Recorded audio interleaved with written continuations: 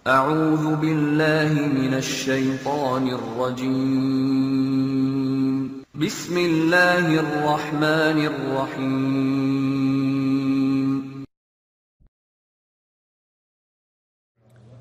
Di antara kisah yang berhubungan dengan kesolehan orang yang patuh kepada Allah dan kenikmatan hidup dia, kisah seorang anak muda di Mekah.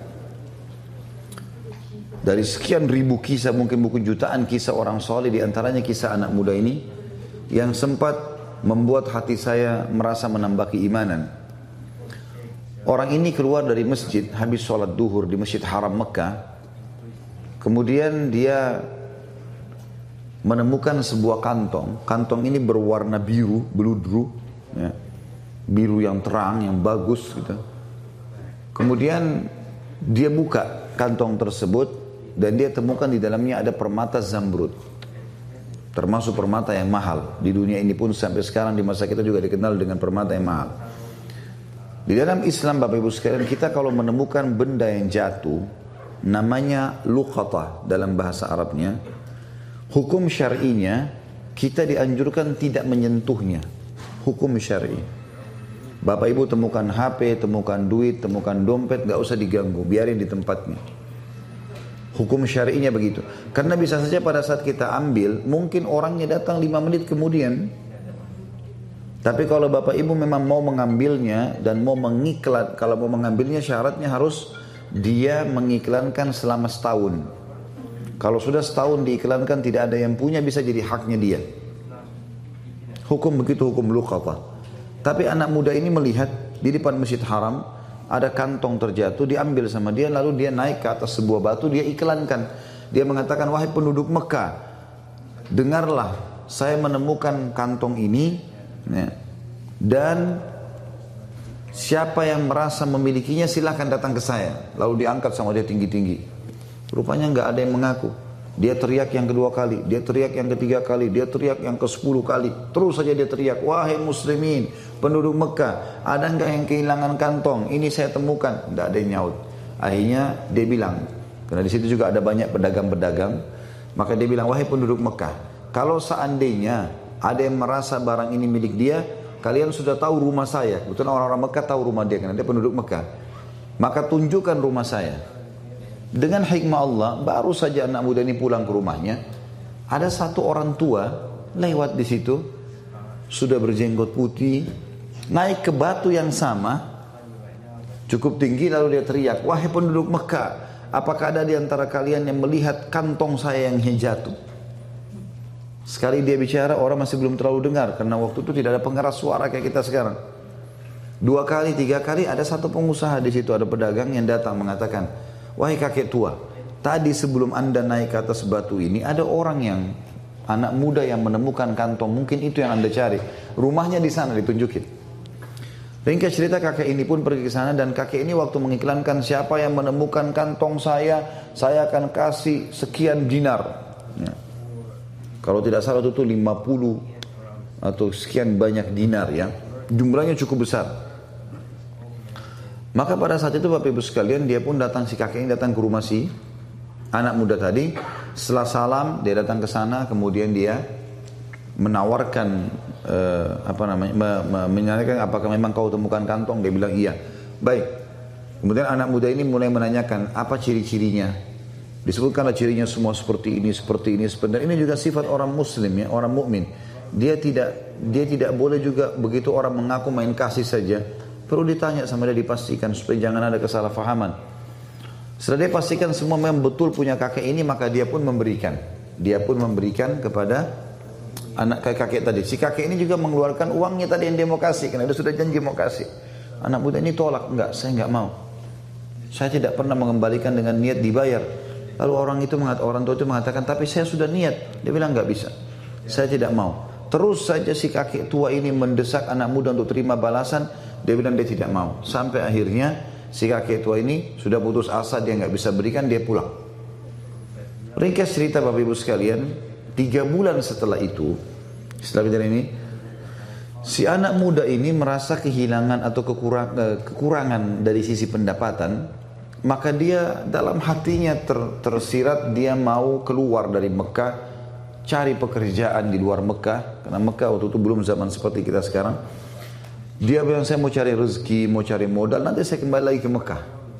Dia menuju ke Jeddah, ya, yang sampai memang dari zaman dulu sudah pelabuhan di sana. Dia naik kapal, kemudian dengan niat mau pergi ke satu negeri di Afrika sana cari kerja.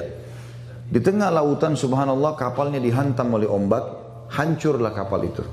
Hancurlah kapal itu. Waktu kapal itu hancur, Bapak Ibu sekalian, anak muda ini berhasil selamat dengan hikmah Allah. Dia berpegang pada sisa potongan kapal itu, kayunya, dia bersandar. Tapi dia pingsan. Dia sadar waktu sudah ada di tepi lautan. Waktu dia tiba di tepi lautan, dia kaget. Ini sudah menjelang subuh waktu itu. Malam menjelang subuh. Dia kaget, dia bangun, dia coba lihat pesisir pantai tersebut. Dia lihat bangunan terdekat ada satu masjid. Tapi tua. Masjid ini sudah tua. Penuh dengan lawak-lawak gitu. Sudah kayak masjid tidak diurus. Dia lihat ya, sarang laba-laba.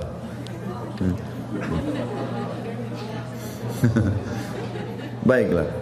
Yang jelas karena sudah tidak dirawat, maka kelihatannya sudah kumuh ya. Dia pun melihat waktu subuh sudah tiba dalam kondisi bajunya basah. Dia baru sadar dari pingsannya. Dia bersihin masjid itu semampunya, lalu dia azan di masjid itu. Waktu dia azan, rupanya masyarakat sekitar situ dengar itu kalau ada azan. Maka mereka pada datang. Sholatlah bersama anak muda ini. Azan, sholat sunnah, kemudian iqamah. Disuruhlah anak muda ini jadi imam. Ditunjuk oleh orang situ jadi imam. Dia jadi imam, dia sholat. Begitu salam, lalu kemudian orang-orang yang bilang, Anda ini dari mana? Kamu ini dari mana? Dia cerita sama dia. Saya dari Mekah, saya naik kapal, kemudian kapal kami tenggelam, saya tiba di sini pinggir pantai, saya ada masjid. Udah nggak dirawat, saya bersihkan, sudah waktu subuh saya azan. Kata mereka, kebetulan kami butuh imam. Bisa nggak jadi imam di sini? Sekalian mengurus masjid ini, nanti kami kasih gaji. Baiklah. Tinggallah anak muda tersebut 3 bulan. Jadi sekarang sudah 6 bulan peninggalkan 6 bulan dari kasus ketemu sama si kakek tadi. Kakek itu tinggalkan rumahnya tadi di Mekah 3 bulan, kemudian dia baru keluar dari Mekah. Setelah itu tiba di pulau ini 3 bulan lagi dia tinggal jadi imam. Setelah 3 bulan rupanya karena dia anak muda yang hafal Quran, dia juga punya ilmu syar'i, ilmu agama yang bisa diajarkan, maka masyarakat sempat suka dengan dia. Lalu dimintalah dia untuk menikah dengan salah satu anak gadis di pulau itu gitu. Apakah kami mau kau nikah dengan anak gadis ini? Bersedia? Dia bilang baiklah. Dia mau menikah karena memang dia masih bujang belum menikah. Kemudian pada saat itu Bapak Ibu sekalian didatangkanlah wanita. Seorang anak gadis pakai cadar, tapi di bagian lehernya wanita itu ada kalung, dan kalung itu diikat. Ada permatanya itu batu zamrud warna biru. Maka si anak muda ini, waktu perempuan tadi datang di depannya, buka cadarnya, matanya tertuju ke batu itu. Orang-orang di sekitar itu bilang, hai anak muda, kau zalimi perempuan ini. Kami datangkan untuk kau lihat wajahnya. Sunnah Nabi SAW kalau mau menikah, melihat wajah wanita dan telapak tangannya. Tapi kenapa kau lihat perhiasannya? Gitu kan. Kata anak muda ini, saya punya kisah dengan perhiasan ini, batu ini. Saya sangat yakin batu ini yang saya temukan 6 bulan lalu di Mekah. Dan kisahnya saya temukan, saya iklankan, terus datang seorang kakek tua yang mengaku.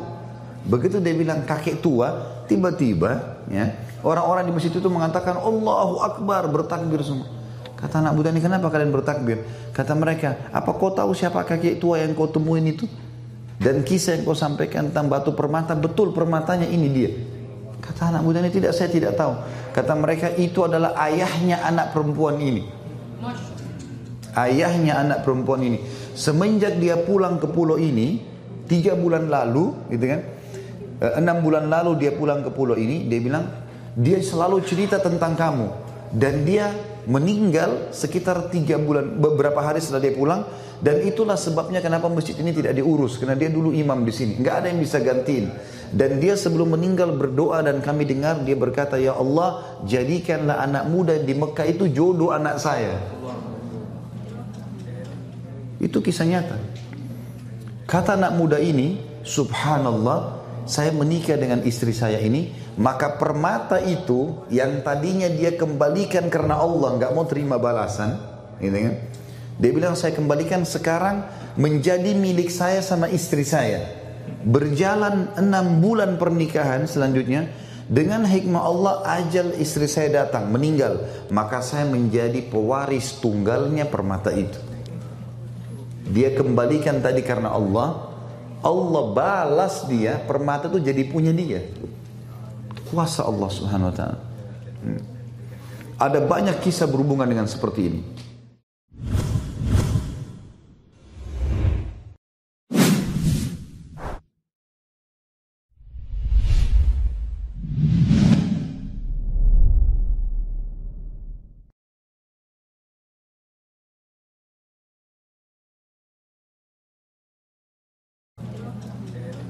Itu kisah nyata.